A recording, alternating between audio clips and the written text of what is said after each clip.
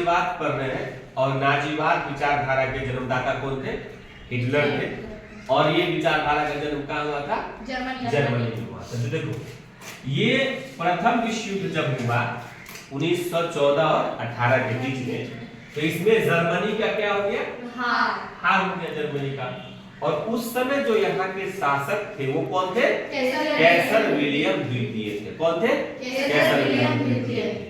उसके बाद कैसर विलियम द्वितीय जब प्रथम विश्व युद्ध जर्मनी की हार हुई तो उसको डर सताने लगा, तो उसके बाद वो 10 नवंबर 1918 को भागा और भाग कर कहाँ चले गया?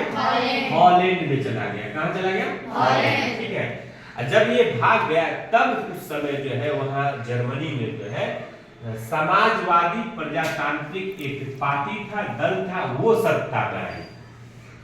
और वो जब सत्ता में आई तो वो गणतंत्र की स्थापना किया। इसका मतलब है कि उससे पहले वहां क्या था? राजतंत्र था। राजतंत्र और गणतंत्र आप समझ रहे हैं ना? Yes sir. राजतंत्र जहां राजा का शासन होता है और गणतंत्र जहां प्रजा का शासन होता है, जनता का शासन होता है। यानी कि जनता अपने शासक को स्वयं चुनती है।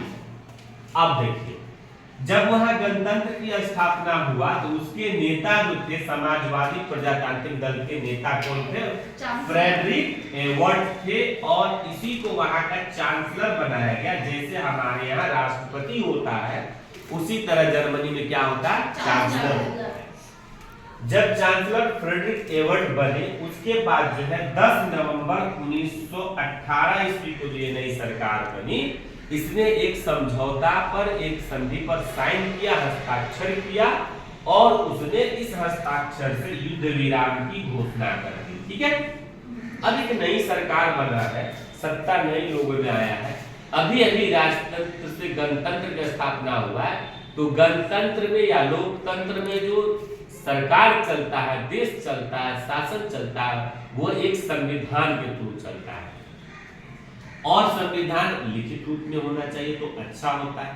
आप जानते हैं कि विश्व का सबसे बड़ा लिखित संविधान अपना प्यारा देश भारत का है।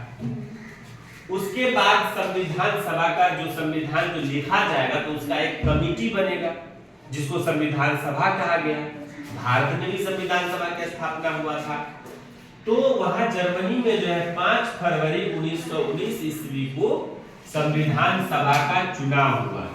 तो जर्मनी में संविधान सभा का चुनाव कब हुआ? 5 फरवरी 1919 ईस्वी को। और प्रथम बैठक जो है इस संविधान सभा की प्रथम बैठक जो है वाइमर नामक स्थान पर हुआ। किस स्थान पर हुआ? वाइमर नामक स्थान पर हुआ। इसीलिए वहां के संविधान को वाइमर संविधान भी बोलते हैं।